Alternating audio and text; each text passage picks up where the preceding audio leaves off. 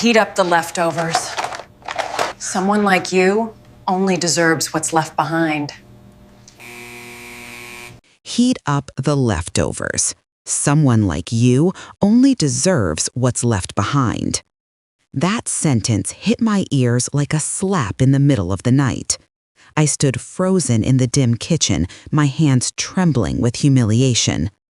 3 years of selling my home, pouring in every dollar I had saved, raising 2 grandchildren without a complaint, and yet this was all I received in return, my daughter-in-law's cold, cutting contempt.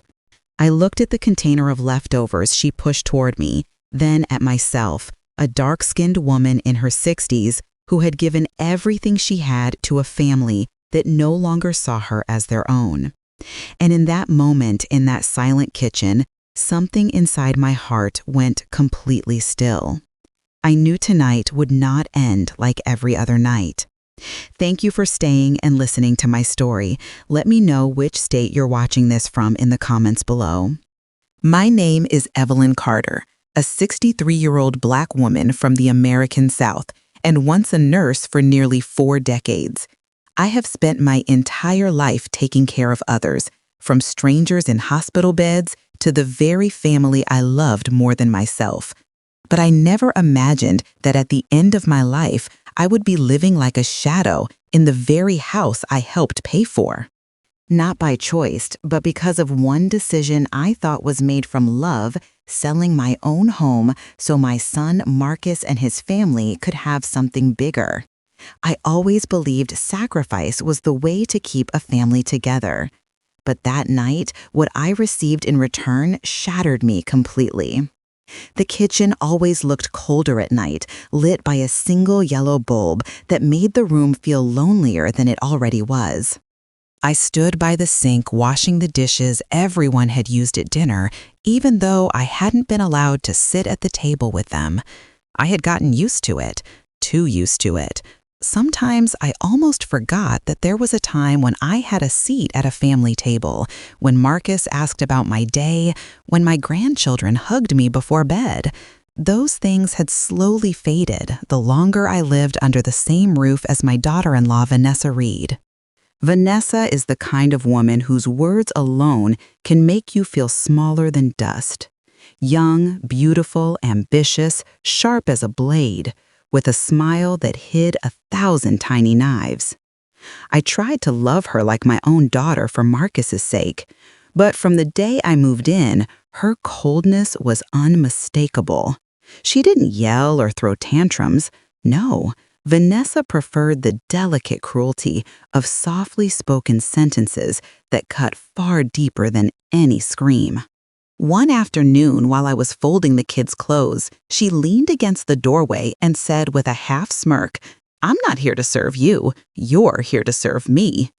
The words stung, but I swallowed them like I swallowed everything. I always told myself that silence would keep the peace. But silence, I learned too late, is sometimes the rope you tie around your own neck. That night is burned into my memory. Vanessa walked into the kitchen, her perfume still lingering from the celebration she held with her friends, a promotion party she never told me about. I was clearing up when she tossed a plastic container onto the counter. The sound echoed through the kitchen, sharp and heavy. Then she said, in a voice as cold as a blade freshly sharpened, "Heat up the leftovers. Someone like you only deserves what's left behind." I froze. It wasn't just the cruelty of her words. It was the realization that she truly believed them, that the hierarchy she imagined between us wasn't temporary irritation, but a conviction rooted deep inside her. Her eyes held no shame, no hesitation, only disdain. From the living room, I could hear Marcus laughing with the guests. He had no idea what was happening in the kitchen. He never really knew.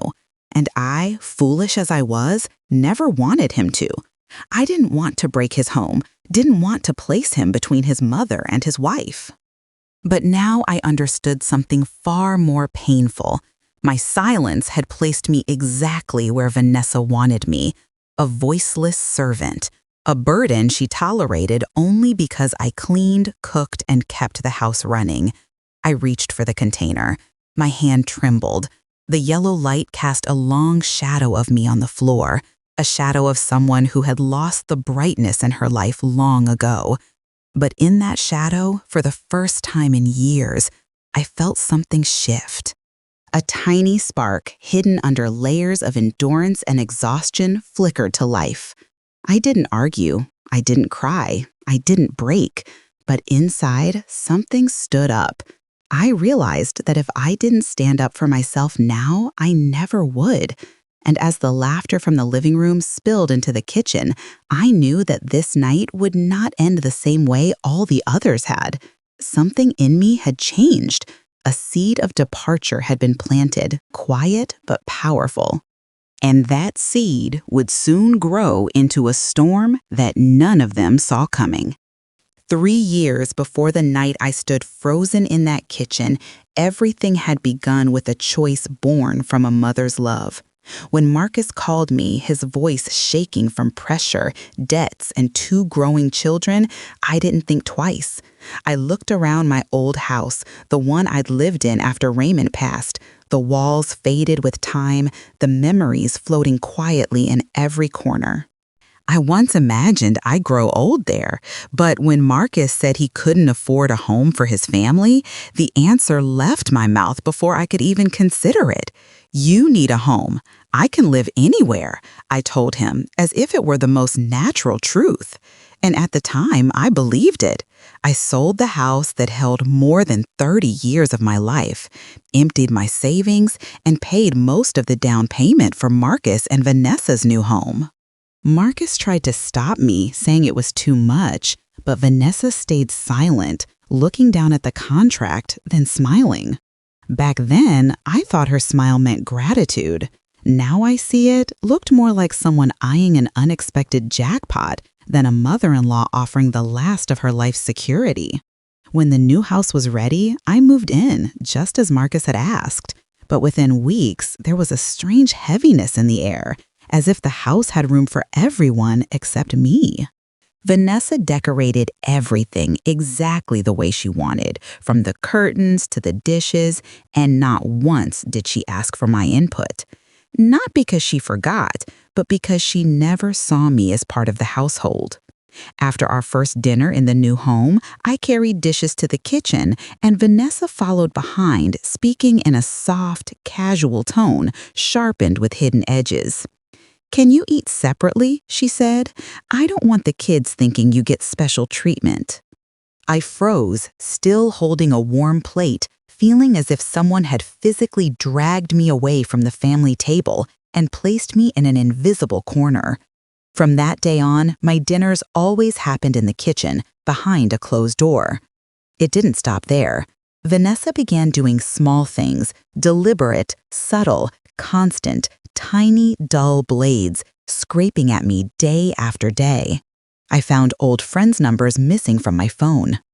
At first, I thought I was forgetting things, but when I asked Vanessa, she shrugged.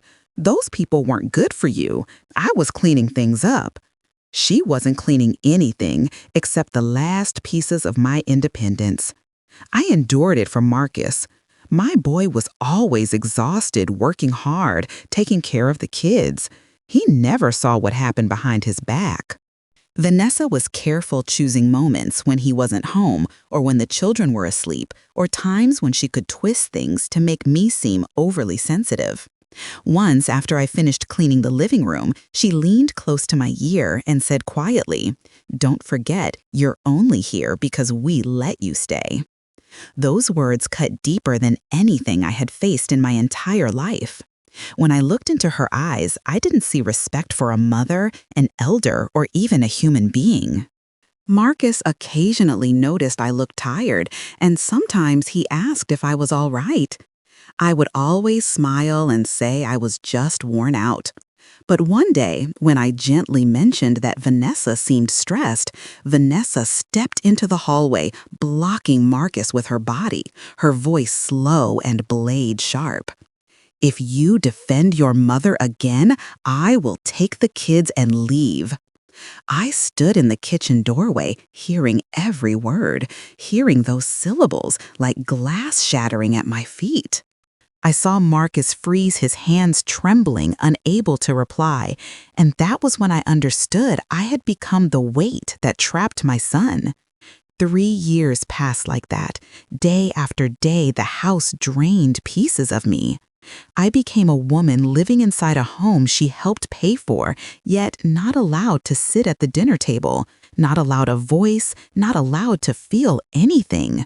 I shrank a little more each day, worn down by quiet, poisonous words.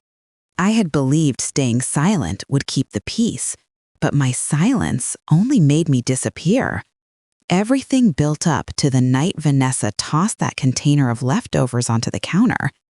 But before I tell you about that night, you have to understand that these 3 years were the long path that pushed me to the edge. And once I reached that edge, there was no turning back. The words Vanessa had thrown at me over the past 3 years had always felt like dull knives scraping against my skin. But that night, she didn't use a knife. She used a hammer. And she slammed it down in front of strangers right inside the very house I helped pay for during a dinner party I wasn't even allowed to sit at. That evening, Vanessa hosted a small celebration for a few colleagues. I stayed in the kitchen cleaning up because she told me she wanted the house to look perfect and not have them see you fumbling around. Every time she had guests, I was pushed behind the kitchen door like some object that didn't fit her idea of elegance. I was used to hearing laughter echoing from the living room, the clinking of glasses, and the lively conversations of a life I no longer belonged to. But that night, one of her colleagues accidentally wandered into the kitchen looking for the bathroom. He froze for a moment when he saw me scrubbing a pile of glasses. Before I could say anything, Vanessa quickly stepped in with a polished smile on her face. She placed a hand on his shoulder, then spoke as if she were introducing a household appliance. "This is Evelyn, kind of like our unpaid housekeeper." I heard every word burn into me like a flame. The kitchen tilted for a second. Her colleagues stared at me as if I were some odd relic. Vanessa let out a soft laugh, the kind meant to show she controlled everything and everyone. I stood there with my hands sunk in soapy water, staring at the floor to hide the humiliation spreading through me. I couldn't understand how a woman could speak about her husband's mother as if I were nothing more than an old item shoved into the attic. When the guests left, Vanessa still wasn't done feeding her pride. She walked straight into the kitchen, opened the refrigerator, and pulled out a container of leftover food from the party. She dropped it onto the table. The lid popped open, and the cold smell of discarded food hit me like a slap. "Heat it up. Someone like you isn't worthy of being invited to sit with us." The words collapsed onto me like the ceiling caving in. All sound fell away. I heard only my heartbeat trembling inside my chest. My hands shook so badly I could barely hold the container, and tears fell straight into the leftover food she tossed at me like she was tossing scraps to a stray. I stood there for a long time, frozen, while everything inside me shattered piece by piece. I couldn't believe that love, sacrifice, and kindness could be repaid with a sentence like that. I thought about Raymond. If he were alive, he'd defend me, but he wasn't. It was only me standing alone inside a house that no longer knew me.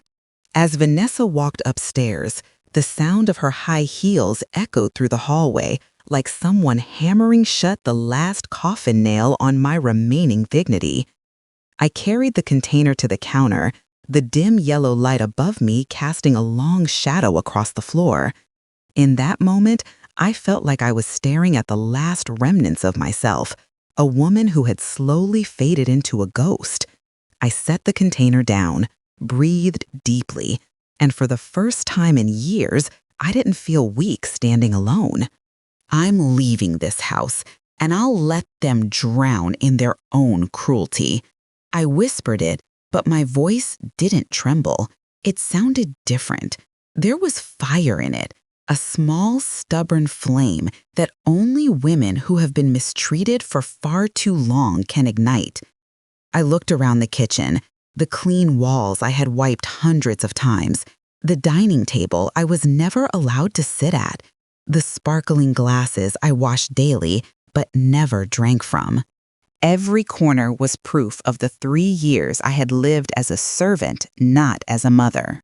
I walked out of the kitchen, past the lipstick-stained wine glasses in the living room, past the staircase where Vanessa's cruelty had just echoed like a blade slicing through the air. I didn't feel anger anymore, only clarity. I wasn't crying, I wasn't numb. I just knew that if I stayed one more day in this house, I would lose the last shred of respect I had for myself. That night, I didn't sleep. I sat at the edge of my bed, my hand resting on my old suitcase. I didn't open it yet, but inside my heart, everything was already packed. When the sun rose, everything would change. Not because they wanted it to, but because I chose it. The night after I decided I would leave that house, my mind felt as if it stood at the edge of a dark crossroads. I knew I couldn't endure another day there, yet I also had no idea where to go, what to do, or how to even begin again. 3 years of being worn down had made me forget that I still had the right to choose anything for myself. But there was one thing Vanessa could never take from me: the intuition of a woman who had survived too many losses. And that intuition proved right, because just as I was packing a few personal things that morning, my phone suddenly rang. When the name appeared on the screen, I froze. Alexis Rain, a name I hadn't heard in nearly 2 years. I stood motionless for a few seconds before putting the phone to my ear, my heart tightening with a strange fear that maybe I was about to reopen a part of my past I had deliberately left untouched. His voice came through slow and steady, so familiar that it made my chest contract. Evelyn Raymond gave me something to do, and it's time. I nearly collapsed onto the edge of my bed. Some sentences don't need to be loud to shake a person from the inside out. I couldn't respond, couldn't even breathe for a moment. Alexis Raymond's closest friend for nearly 40 years, a man who rarely spoke vaguely or emotionally, had chosen this exact moment when my life had reached its lowest point to call. As if he knew precisely what was happening. "I need to see you," he added, firm and direct. "Today." When the call ended, my heart pounded harder than when Vanessa had slammed that box of leftovers onto the counter the night before. But this wasn't fear. It felt more like a surge of electricity running through my chest, awakening something that had been dormant far too long. I changed my clothes, smoothed my hair, and looked at myself in the mirror. The woman staring back at me was no longer the shadow that had endured in silence. I saw determination flickering there like the first sliver of light after a storm. I left the house before Vanessa woke up. Outside dew clung to the grass, and the soft morning light draped over the street like a quiet invitation into a new chapter. When I arrived at the cafe where Alexis had asked to meet, the glass door reflected a man who had aged but still carried that same dignified, steady presence I remembered. He stood when he saw me, his eyes holding an emotion I couldn't yet name. "Evelyn," he said again, as if confirming that the woman before him was truly the one Raymond had entrusted to him. We sat down, and he didn't waste a moment. "Raymond asked me to take care of you when he passed," Alexis said, his gaze unwavering, "even though you never knew." The words chilled me to the bone. I swallowed hard, feeling as if someone had reached inside my chest and squeezed my heart. "Raymond knew something," I whispered, afraid of the answer. Raymond had always been meticulous, cautious, a man who loved me with a depth that softened the scars he carried from years of military service. He understood danger before others even sensed a shift in the air. Alexis paused, searching for the least painful way to deliver the truth. "He was worried. Not about Marcus, he said quietly, but about Vanessa. I closed my eyes. A cold shiver ran down my spine. Memory surfaced, small, subtle ways Raymond had observed Vanessa with a kind of calculated caution I hadn't understood at the time. Now they made terrible sense. He had seen what I couldn't. Then Alexis placed a brown envelope on the table. Ordinary on the outside, but it felt as heavy as a stone pressing onto my ribs. In here is something that will change your entire life. His tone wasn't exaggerated. It was too calm, too certain. I placed my hand gently on the envelope, as if it contained my own heart pulled from my chest. I heard the faint sounds of people chatting, cups clinking, the door opening and closing, but everything felt distant. Only the envelope between us seemed real, like a doorway to a truth I wasn't sure I was ready to face. I didn't open it. Not yet. I was brave, but not reckless. Alexis touched my hand lightly and said, "You've endured enough. It's time you know what Raymond left for you." I looked at him, then at the envelope, and for the first time in a long while, I felt something shine faintly inside me. Not quite hope, but the beginning of it, a small spark cutting through the darkness. I knew I would need strength to open what was inside, but I also knew that if I didn't, I would remain trapped in the cruelty Vanessa had wrapped around my life. When we finished talking, I left the cafe with the envelope clutched in my hand, walking slowly as if carrying my own fate between my fingers. As the morning breeze brushed against my face, I realized my life had begun to shift in a direction I could no longer avoid, and I knew I was ready to open it. If you want to know what was inside that envelope, I'll tell you in the next part. When I returned to the temporary room Alexis had arranged for me, my hand was still gripping the brown envelope, as if letting it go would make the truth inside disappear into thin air. I sat on the edge of the bed, breathing slowly, staring at it for a long moment.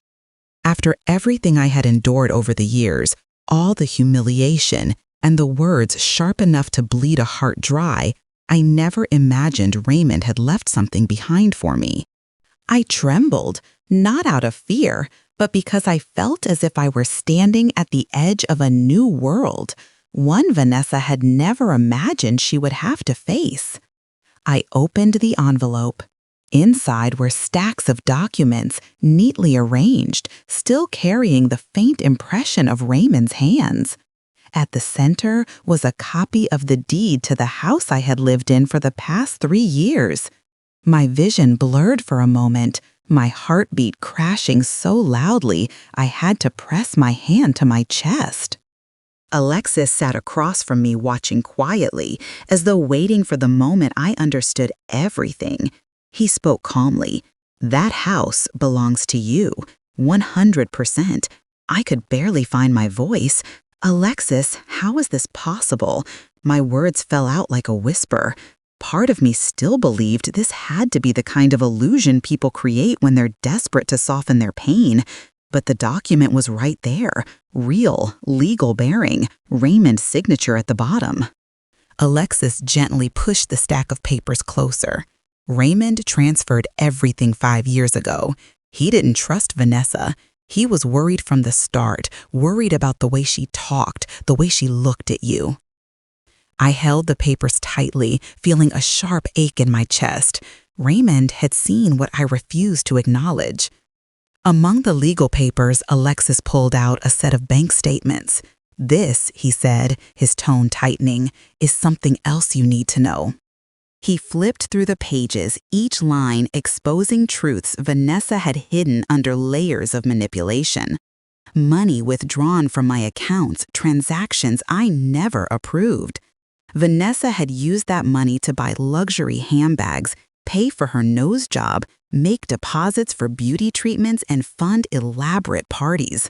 My stomach twisted violently.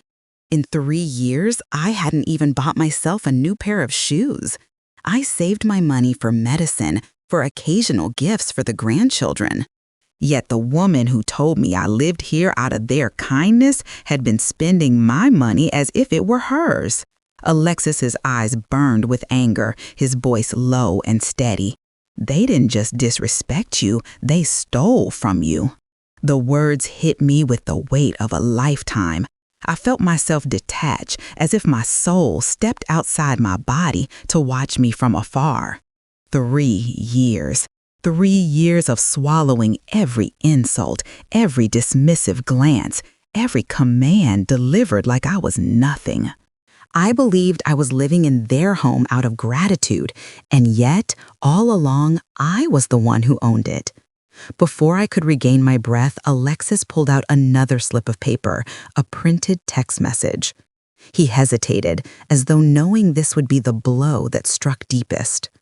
"Evelyn, you need to see this."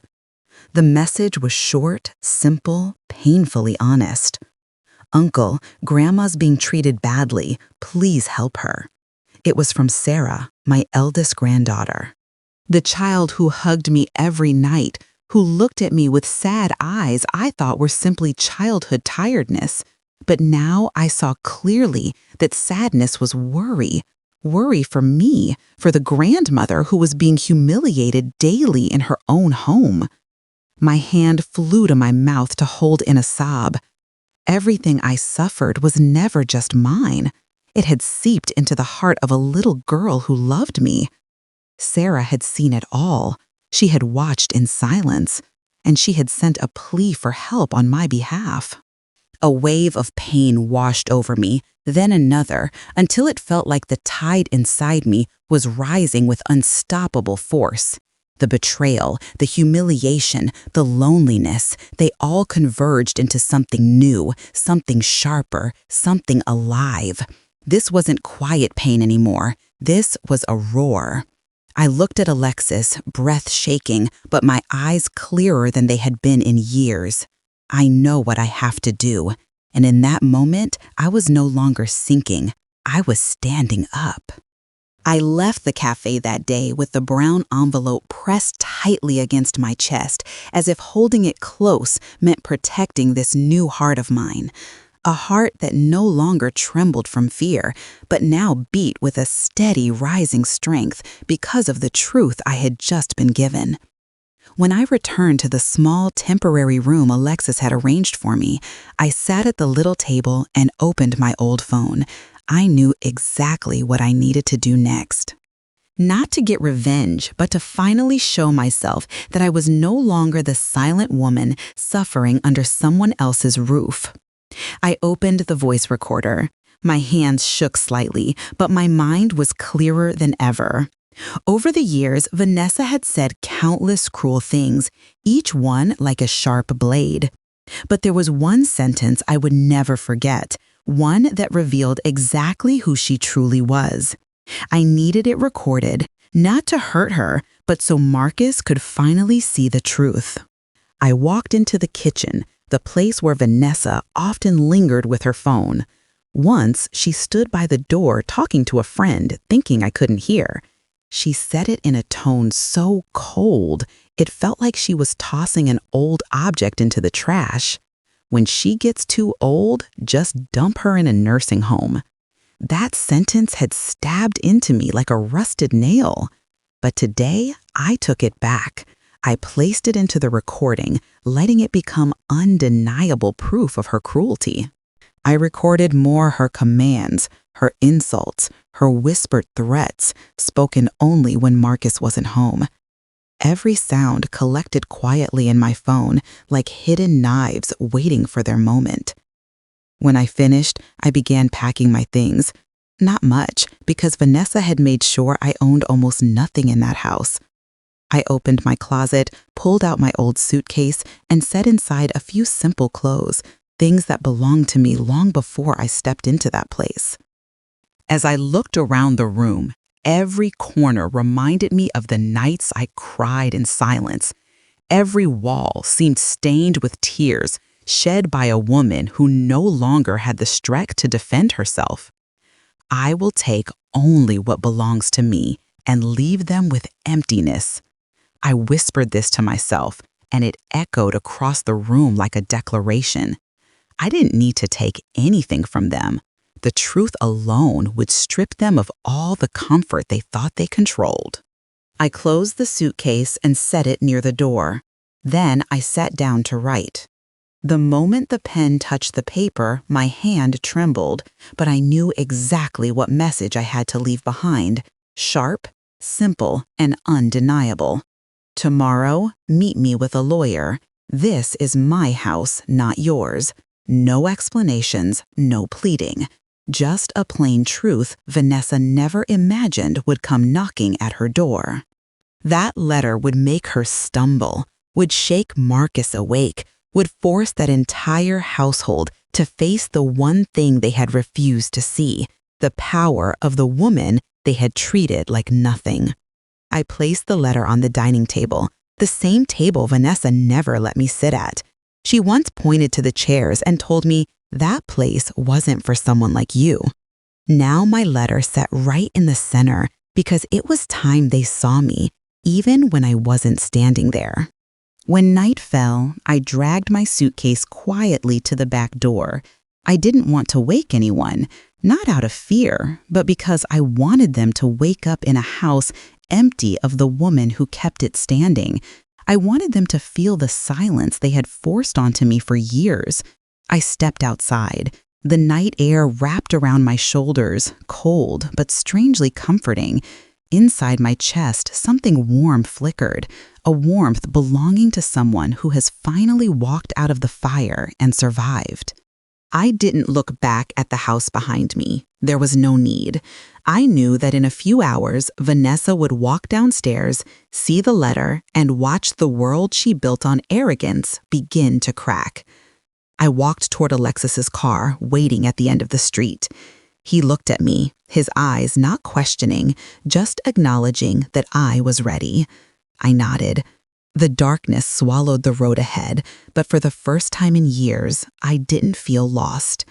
That morning, when the first rays of sunlight slipped through the windows of the house I had left behind, no one inside knew that the silence waiting for them downstairs was not the usual morning quiet. It was a heavy silence, thick as fog, sharp as a blade, straight out of the fire. Vanessa was the first to come downstairs.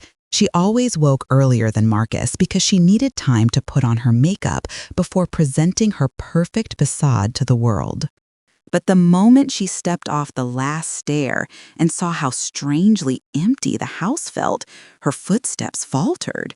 There was no sound of me washing dishes, no scent of the coffee I brewed for Marcus, no shadow of me moving from counter to counter as I always did. The kitchen was dead silent. She frowned, scanning the room. Then her gaze shifted to the dining table. A single sheet of paper lay neatly in the center, like a slap straight across her polished self-importance. Vanessa picked it up.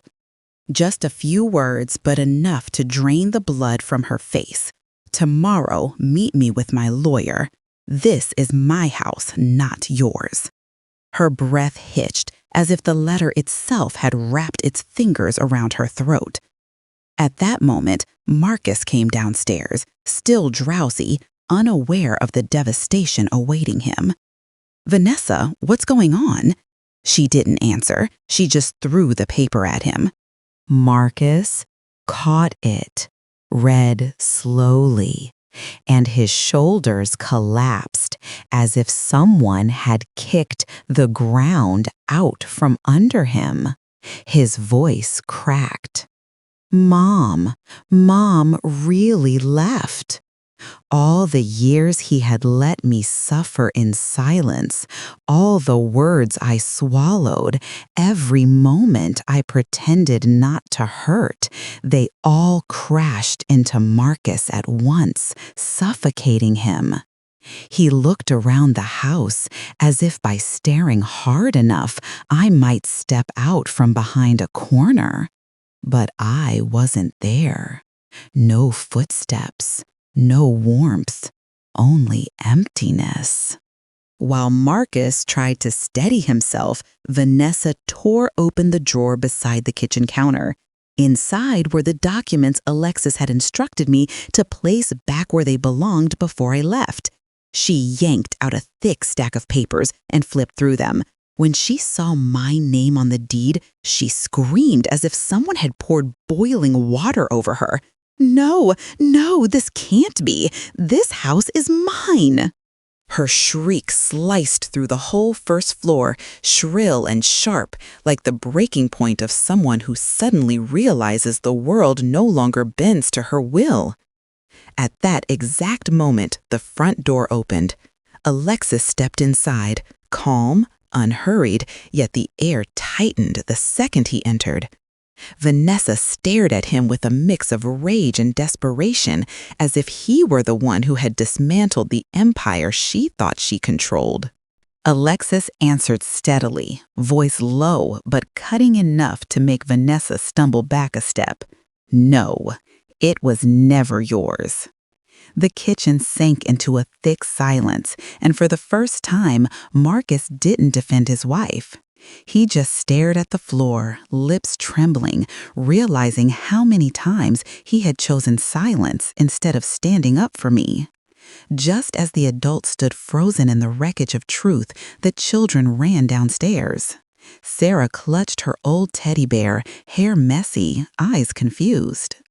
Noah followed close behind, his small hand gripping her shirt. They looked around, then looked at the dining table, my place to cut fruit for them every morning. "Where's Grandma Sarah?" asked softly, her voice trembling so much it barely existed. Noah looked up at Vanessa, his little eyes filled with worry. "Why did you make Grandma sad?" Those two questions struck Vanessa like twin knives. Her face twisted, her eyes darting wildly, and her mouth opened, but no words came out. Sarah, the same child who had sent the secret message to Alexis, looked at her mother with an expression I had never seen on her before. Not fear, not confusion, but disappointment, a kind of disappointment that doesn't belong on a child's face. Marcus dropped to his knees, hands covering his head. He cried the kind of cry that comes from losing something you can never get back. Vanessa shook her head violently, staring at the deed as if it were a nightmare she could force herself to wake from. No, she can't be the owner. She can't. But Alexis stepped forward, his voice firm, each word a hammer. All of it is legal. Raymond transferred ownership long ago. Evelyn knows the truth, and now so do you. The house felt like it was collapsing, not physically, but emotionally. Each person in that room shattered differently. Marcus collapsed under guilt. Vanessa collapsed under the weight of consequences she never imagined. The children collapsed into fear and confusion. And the house stood there cold and empty as the only witness to the damage they had caused themselves. If you want to know what happened during the confrontation that followed the most intense moment of my life, I will tell you in the next part. I walked into the law office's conference room with a steady heartbeat, strong, unwavering, as if every beat was fueled by 3 years of endurance and the past few days of reclaiming every piece of myself. The room was bright, wide, and cold. Marcus, Vanessa, and the children were already seated. Sarah clutched her old teddy bear, eyes swollen. Noah held onto her arm while Vanessa sat stiffly, trying to maintain her polished exterior, even though her face was cracking under the pressure. I pulled out a chair and sat down across from them. Alexis placed his briefcase on the table, quietly sealing off the last escape route from the truth they were about to face. Marcus looked at me first. His face was gaunt, worn. His eyes, usually evasive, now fixed on me as if trying to make up for all the moments he had looked away. When he finally spoke, his voice broke apart, trembling but honest. "You didn't lose me, Mom. I let go of you." That sentence hit my chest like a blow. Not because it was cruel, but because it was finally true. For the first time, Marcus saw me, saw the pain I had buried under forced smiles and silent footsteps in that house. I wanted to reach out, but I kept my hands still. This wasn't a moment for softness. This was my reckoning. Alexis opened his briefcase and pulled out a small USB drive. He plugged it into the speaker system and pressed play. The room instantly tightened under the weight of the voice that filled the air. Vanessa's voice, sharp, cold, dripping with disdain. Old women like her just throw them into a nursing home when the time comes. The entire room froze.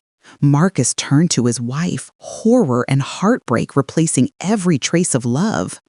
Sarah buried her face in her teddy bear. Noah whispered, barely audible, "Mom, is that really your voice?" Vanessa's lips trembled. I didn't mean," but her words collapsed before forming. Her face went pale, as if her own voice had slapped her across the mouth. Alexis then laid out the stack of receipts and bank statements. Each page exposed another lie, another theft, another betrayal. Every line item was a hammer blow, every transaction a knife, every detail another shovelful of dirt, burying the image of the perfect wife Vanessa had so carefully constructed. She shrank in her chair, eyes darting wildly like an animal cornered. Still, she tried to steady herself. "Evelyn, you're misunderstanding. I only wanted the best for the family." I stood up, not loudly, not aggressively, but with a presence that cut sharper than shouting ever could. I stepped forward, each word landing like a stone on granite. "You called me a parasite.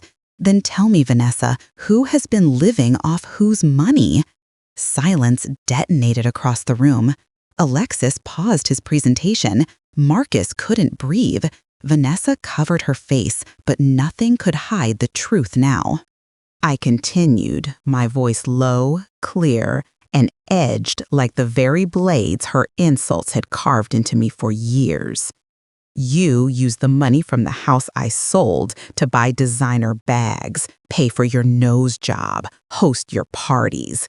You said I lived here by your grace, but you took every dollar from me, and the house you claimed was yours?" I paused, letting her drown in the weight of her own lies. "It's in my name. Always has been. And you never knew because you were too busy believing you were the center of everything." Vanessa burst into tears, not the kind born from remorse, but from exposure. The collapse of an empire built on manipulation. Marcus pressed a hand to his face, voice breaking. "Vanessa, what did you do?" The air fractured like shattering glass. Every person in the room fell apart in their own way. Marcus from guilt, Vanessa from losing control. The children from realizing the truth behind the cracks they'd seen for years. I stood there, not triumphant, not gloating, but finally upright. This wasn't revenge. This was restoration. I returned to my seat, breathing slow, steady, unshaken. The storm's peak was here, explosive, unforgiving, but I had already walked through fire to reach it. I didn't come to destroy their family. I came to reclaim myself. The conference room felt so heavy that even a quiet breath echoed like a confession. Vanessa collapsed in her chair, masquerade streaking down her cheeks, while Marcus sat frozen, hands clasped so tightly the knuckles had turned white. The children huddled together, trembling in the chaos the adults had created. Every pair of eyes eventually turned to me. I didn't speak immediately. I let the silence press down on the room, thick, suffocating, letting them taste a fraction of what I had endured for 3 long years. Finally, I said, "I'm not throwing any of you out." Vanessa's head snapped up, disbelief widening her eyes. Marcus looked at me as if he had misheard.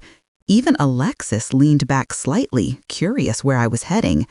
I repeated calmly but unmistakably firm, I don't want you to run away from what you've done. I want you to learn from it, not escape it. This wasn't revenge. This was accountability. Marcus's voice broke. Mom, you're really not kicking us out? I looked straight into my son's eyes, the same eyes I once wiped tears from when he was a child. Marcus, you didn't lose your mother. You let go of her for 3 years, and now you have to face the cost of your silence. Vanessa gripped the edge of the table. So, what are you planning to do? I opened the new folder Alexis had prepared and set it in the center of the table. These are my conditions. No one spoke. No one dared. I won't evict you, but you will no longer have full control of the house. Vanessa blinked hard, panic tightening her face. I've signed a lease for 60% of the house to Teresa's family, my former neighbors. They will move in next month. Vanessa shot up from her chair. What? You're letting strangers live with us? You can't. I cut her off. This is my house. Who lives in it is my decision. Alexis placed a hand on the deed in front of Vanessa, a silent reminder that every letter on that page belonged to me, not her. I continued, Teresa's family is kind. Vanessa, you will live alongside them, and you will learn what it means to treat people with respect. They will see how you behave. There will be no more hiding your cruelty behind closed doors. Vanessa's mouth twisted, humiliation spreading across her face. She understood perfectly. Her kingdom had fallen. Her secrets had evaporated. Her mask was gone. And Marcus, I turned to him next. He looked like he was crumbling from the inside out. Marcus, I said softly, you have something to answer for too. Tears spilled down his cheeks. Mom, I'm sorry. I was stupid. I let you suffer alone. I took a slow breath. From today on, you act like a son or you lose me forever. Marcus sobbed openly, unable to form words. Sarah ran to him, hugging him tightly, her little face soaked in tears. She then looked at Vanessa, not with fear, but with disappointment too deep for a child her age. I continued, my voice steady as stone. You will show me care, not with promises, but with actions. You are responsible for what you neglected, and you will rebuild our relationship, not because you want forgiveness, but because you understand what you almost destroyed. I gathered the documents, the evidence, the USB, everything they had tried to bury. I didn't come to destroy your family. I came to reclaim myself, and now you will face yourselves too. Vanessa cried harder, not from remorse, but from the collapse of her power. Marcus buried his face in his hands. Both children ran to me, clinging to my legs. Grandma, don't leave again, Sarah pleaded. I placed my hand gently on her head. I'm not going anywhere. I'm just taking back what's mine. The room was no longer just a meeting space. It had become a courtroom of truth where justice stood quiet and steady, demanding everyone pay the price in honesty, not blood. If you're ready, I will tell you the final chapter where broken pieces become the start of a new life. After that stormy confrontation, my life moved into an entirely different chapter. I moved into a small apartment Alexis helped me find, not far from the house I once lived in, so I could still be close to my grandchildren. There was no Vanessa giving orders, no footsteps monitoring my movements in the kitchen, no suffocating atmosphere of silent judgment. I could breathe again. The apartment had only 3 rooms, white walls and wide windows where morning light poured in like warm honey. I bought yarn. I picked up my old knitting needles, something I had abandoned for 3 years. On Saturdays, I taught knitting classes at the community center. We sat together, old women with tired but soft hearts, knitting loops of yarn and sharing pieces of our lives. In those gentle murmurs and quiet laughter, I felt myself coming back to life. For the first time in years, I feel like I belong to myself. I told Alexis this when he visited, and he simply nodded as though he had known all along that this was where I would arrive. But the most surprising change came from the one I least expected Vanessa. Not immediately, not with one apology, but through a long, painful process of peeling away her own pride. At first, Vanessa avoided me, then she withdrew completely. Eventually, Marcus took her to therapy. She didn't speak to me then, but her eyes had changed. No sharpness, no superiority. Just emptiness, the kind a person has when they finally realize they've been standing on the wrong side for too long. Weeks later, I received a text from her. "I want to talk. Only when you're ready." I took my time. When we finally met, Vanessa walked toward me with red eyes, no heavy makeup, no icy elegance, just a woman standing among the ruins of her own actions. She bowed her head deeply.